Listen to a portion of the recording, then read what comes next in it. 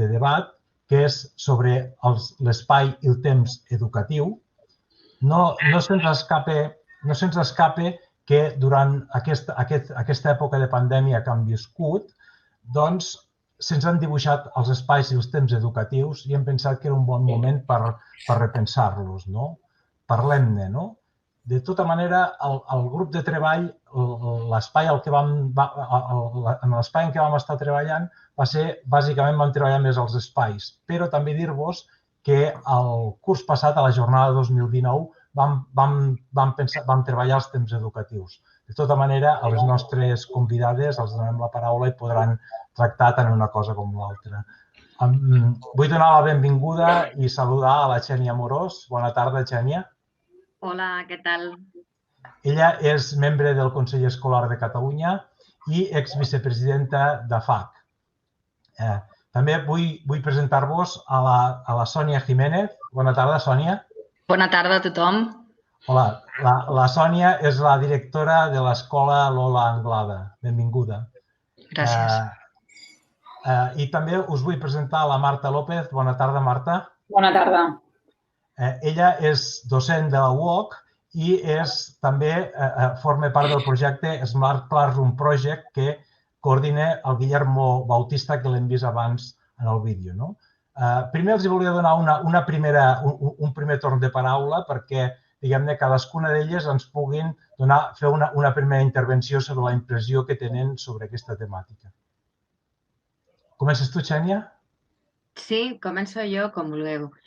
Jo, en primer lloc, dic que jo no soc una pedagoga, no? Jo no vinc de l'àmbit de l'educació, jo soc una mare i una activista a través de FAC per l'educació pública. Com sabeu, a FAC lluitem per l'educació pública de qualitat, inclusiva, laica, feminista, mediambientalment sostenible, no? I nosaltres, quan parlem i quan pensem en la innovació, també en els termes d'innovació en l'ús de l'espai i dels temps educatius, sempre que pensem en innovació i en transformació educativa, creiem que el primer que cal tindre en compte és quina és la funció que l'educació ha de tenir en una societat. Per què una societat es dota d'educació per als seus infants i joves? Què vol aconseguir una societat a través de l'educació? I nosaltres creiem que la funció de l'educació en una societat és millorar aquesta societat, garantir-ne la justícia social. I això significa que davant de qualsevol proposta d'innovació, de transformació de l'educació, de transformació de les metodologies de l'educació, el primer que ens hem de preguntar és si la innovació que es proposa aporta més equitat, si fa que la nostra educació sigui més feminista, si fa que l'escola sigui més inclusiva, si la farà més ecosostenible i si la resposta és que sí, doncs endavant amb aquesta innovació i aquesta és la innovació que necessitem. Moltes gràcies, Xènia. Sònia? Hola, bona tarda. Primer de tot, moltes gràcies per convidar-nos, per convidar-me a mi com a representant de l'Escola Lola Anglada i representar la part de docents. Nosaltres una miqueta el que venim a portar aquí a aquesta conversa és la nostra experiència com a centre, perquè nosaltres en aquest procés d'innovació, com comenta la Xènia, fa uns 5 cursos, vam posar la mirada en l'espai.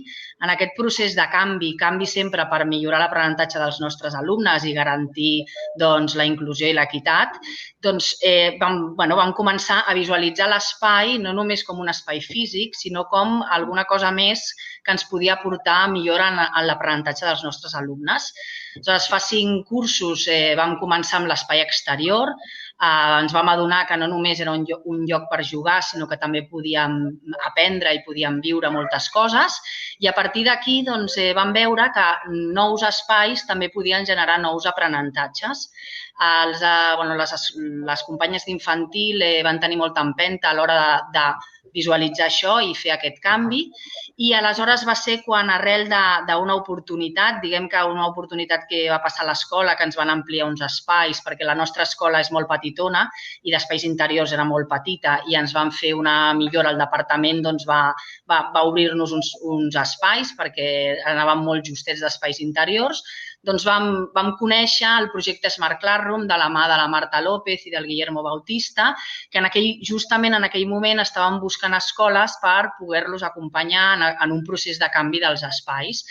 Anar de la mà en aquest moment d'aquest projecte Smart Classroom ens va ajudar molt, juntament amb les famílies i els alumnes de l'escola, a anar dissenyant espais amb l'objectiu de poder millorar els aprenentatges. I quan parlem de dissenyar els espais, moltes vegades ens imaginem canvi de mobiliari o diners. No és això. O sigui, estem acostumats a veure l'aula tradicional i potser les aules fa 40 anys que estan de la mateixa manera, igual que algunes altres coses a l'escola, i és poder veure en aquest canvi, en aquest posar l'alumne en el centre de l'aprenentatge i canviar el rol del mestre, si realment té un paper l'espai físic o l'espai exterior o els passadissos o qualsevol espai de l'escola, s'hi pot acompanyar i pot ajudar a aquest canvi per millorar l'aprenentatge. I llavors nosaltres vam fer un procés de canvi en relació a espai exterior, aules d'infantil, i ara estem en el punt d'aules de primària i altres espais del centre. Molt bé, moltes gràcies. I des de la perspectiva de la recerca, Marta?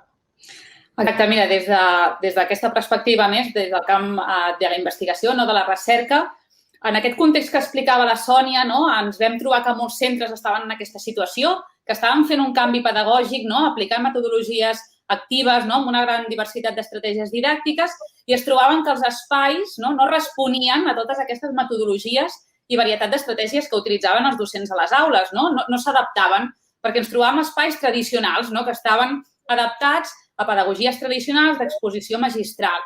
I aleshores, com ha comentat la Sònia, no només en el centre de Sònia, sinó molts centres es trobaven aquesta necessitat necessitem adaptar els espais en aquests canvis, en aquesta nova pedagogia.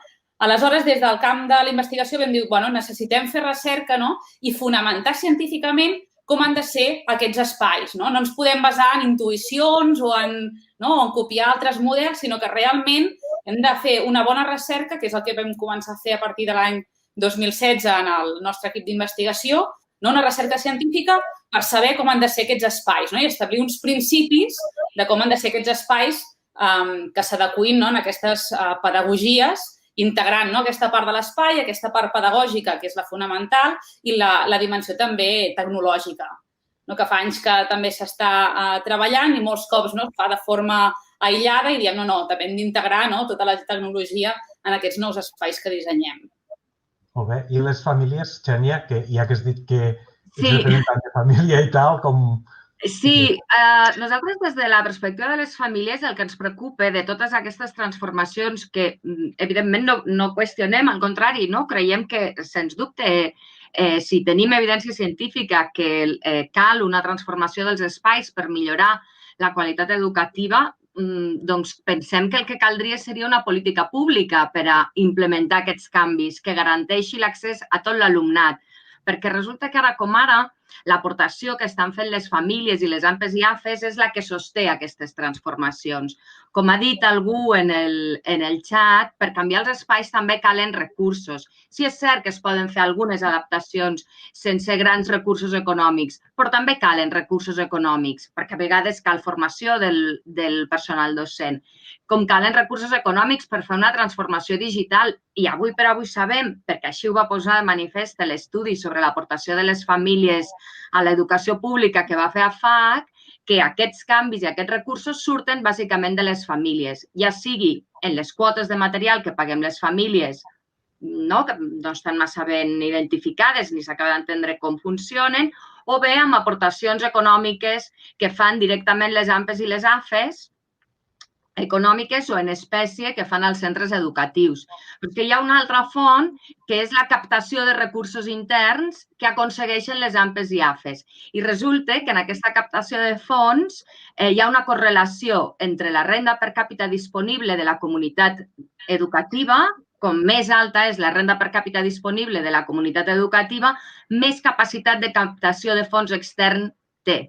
Què vol dir? Que les subvencions que donen altres institucions, en lloc de garantir l'equitat i redistribuir els recursos públics entre totes les escoles, acaben confluint de nou en aquells entorns que són ja de per si més privilegiats. Però nosaltres veiem amb preocupació que sigui i que depengui de la voluntat d'algunes docents especialment motivades, algunes docents especialment brillants, o que tinguin la iniciativa, com pot ser el cas de l'escola Lola Anglada o com pot ser el cas d'altres escoles que han estat pioneres, però que no estem davant d'una situació que vingui acompanyada d'una política educativa d'innovació i que, per tant, no es pugui garantir l'accés de tothom a aquesta innovació que ha de servir per millorar l'equitat, la inclusió, etc. Moltes gràcies, Sònia. Sònia, la participació de la comunitat educativa, sobretot dels infants en tots aquests processos, quin pes li heu donat en el vostre projecte d'escola? Doncs jo diria que això ha estat el punt clau, perquè nosaltres en el moment de començar a transformar espais o a canviar espais, doncs tot s'ha fet d'una manera participativa.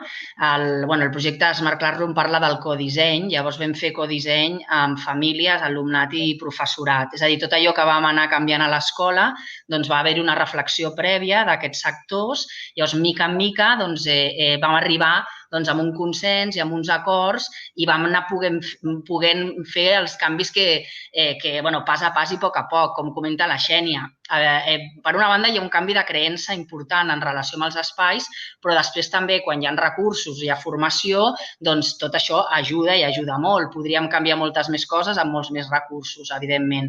Les famílies són molt participatives en el projecte Patis. Com a la nostra escola hi ha moltes escoles, doncs gràcies a elles s'han generat unes jornades de treball on han vingut, han participat, hem demanat als pares i mares quines habilitats tenien a nivell de fusteria o de poder-nos ajudar a fer canvis en el centre i tenim la gran sort, nosaltres sempre ho diem, és com si una miqueta els astres els tinguéssim alineats, família, alumnes, professorat motivat, amb moltes ganes, i aquesta alineació és el que ens ha fet avançar molt.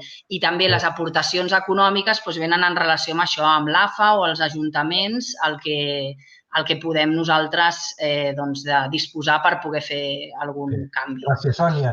Ja hem tingut un parell d'intervencions del xat molt interessants. La primera anava pràcticament amb aquest codisseny i participar de tota la comunitat educativa, que ja ho has comentat tu, però n'hi ha una altra que m'ha semblat també molt interessant, de Josep Maria Mora, l'última, que ens deia que el disseny fa l'escola, o sigui, l'espai també una mica fa l'escola. I li pregunto a la Marta a veure com ho veu, això. Sí, per mi va molt lligat en aquest aspecte també del primer comentari que deies, de Sílvia del codisseny. Per què? Perquè per nosaltres no hi ha un espai únic, un espai ideal, no hi ha la fórmula de com ha de ser l'aula ideal, sinó que cada aula s'adapta al projecte de l'escola i a cada context de centre.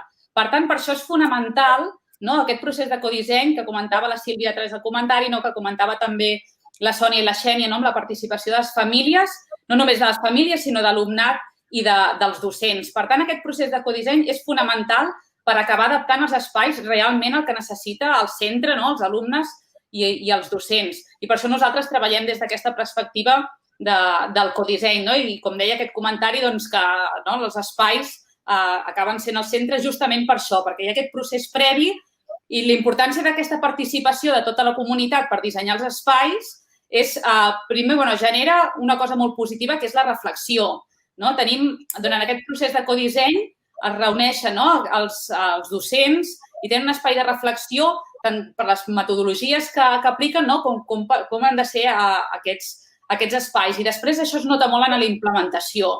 No és un expert que et ve a posar un espai i els docents i els alumnes se'l troben, sinó que són ells mateixos que han dissenyat aquests espais per donar resposta a les seves necessitats educatives. I realment és el punt fort d'aquest procés de codisseny en els espais. Penso que lliga amb aquesta última intervenció, no sé, mentre parlaves si l'has pogut llegir, Marta, però lligaven aquest tema amb el procés de transformació educativa, la transformació educativa i els espais, i la transformació dels espais, que em sembla que ho heu deixat força evident. Ens ve una altra pregunta, diu, l'escola ha de ser com una de les persones que l'habiten, allò que poses a l'aula la posaríeu a casa vostra? Xènia. A veure, jo, com dic, crec que aquesta pregunta potser està més lligada amb la vessant didàctica o pedagògica de l'ús de l'espai. Jo crec que l'escola no és o no ha de ser per mi com casa, no? Són espais diferents i tenen funcions socials ben diferents. I no totes les cases són iguals. Però sí que hauríem d'aconseguir que les escoles tendissin a semblar-se, que garantissin a tots els infants uns espais de socialització de qualitat i de la mateixa qualitat. Llavors, si poguéssim aconseguir-ho també a les cases seria fantàstic, però de moment comencem a garantir-ho en les escoles. Molt bé. Mireu, ens queden 3 minuts i llavors m'agradaria que tinguéssiu també una mica de temps vosaltres per poder fer una intervenció final, algun missatge de síntesi que volguéssiu compartir amb la comunitat educativa de Catalunya. Marta, va bé de començar tu? Sí, perfecte. Gràcies. Per acabar concluint, per nosaltres, com he comentat al principi, la pota fonamental per nosaltres, la dimensió fonamental és la pedagogia. Anem tots cap a aquestes pedagogies actives realment que són les que la ciència en el camp educatiu ens diuen que hi ha un millor aprenentatge. I aleshores els espais hem de integrar aquests espais perquè donin resposta en aquests processos educatius innovadors i, evidentment, també ho hem de fer integrar, com dèiem, amb la tecnologia, que serà un debat que tindrem posteriorment. I, per tant, des del nostre projecte de recerca i d'assessorament que fem en els centres quan fem aquests processos de codisseny dels espais, realment tenim aquestes 3 dimensions, aquesta perspectiva a l'hora de fer aquest disseny i, evidentment, amb la participació de tota la comunitat, si no, el resultat de les aules no s'adequaria en els centres ni a les seves necessitats. Moltes gràcies, Marta. Sònia? Bé, doncs jo el que m'agradaria compartir amb tothom abans d'acabar és que els canvis no ens han de fer por. És a dir, estem en un moment d'innovació i de canvi. Les escoles i els docents hem de saber identificar allò que realment hem de canviar, perquè hi ha coses que no les hem de canviar, però moltes sí, i que aquesta situació de context pandèmic ens ha demostrat que podem canviar moltes coses, que els alumnes són els que primer s'adapten a tots aquests canvis i que compartim molt hem d'intentar compartir entre tots els centres al màxim i fer aquest treball en xarxa que és tan important i tenir l'empenta per anar fent aquestes passes endavant i anar millorant l'escola per millorar els aprenentatges. Moltes gràcies. Xènia? Sí, molt breu i torno al principi de la meva intervenció. Penso que no hem de perdre mai de vista que estem educant per la justícia social i que aquest ha de ser l'objectiu de totes les innovacions i de tots els canvis que incorporem a les escoles i que per fer-ho ens cal una política educativa pública que ho garanteixi, també en la innovació, per a l'ús dels espais, per a l'ús dels temps, per a l'ús de la tecnologia i per a totes les innovacions que incorporem. Moltíssimes gràcies, Xènia, Sònia, Marta, per la qualitat de les vostres intervencions, pel rigor i per la vostra simpatia. Ens veiem. Gràcies, moltes gràcies. Gràcies a tu, Raül, i gràcies a tots.